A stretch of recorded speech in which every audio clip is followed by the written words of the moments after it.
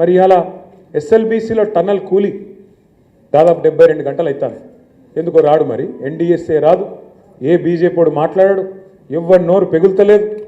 కిషన్ రెడ్డి మాట్లాడాడు, బండి సంజయ్ అన్నాడు అన్నాడు. ఎందుకు ఏమొచ్చింది ఇబ్బంది మీకు? ఎందుకు మాట్లాడతలేరు? సుంకిశాల రిటైనింగ్ వాళ్ళు కూలిపోతే దాని మీద ఒక సోదరుడు మహబూబ్నగర్ జిల్లాలో గవినోల శ్రీనివాస్ అని ఉంటాడు, ఆయన ఆర్టీఐ కింద దరఖాస్తు పెట్టుకున్నాడు. ఎంత నష్టమైంది, ఎందుకు కూలిపోయింది చెప్పాలి. కాంగ్రెస్ ప్రభుత్వం అవినీతి వల్ల కూలిపోయిందా, ఏమిటికి కూలిపోయింది చెప్పాలి అంటే ఏం ఆన్సర్ ఇస్తారు తెలుసా? ఏం జవాబు ఇచ్చారు ఎరికేనా?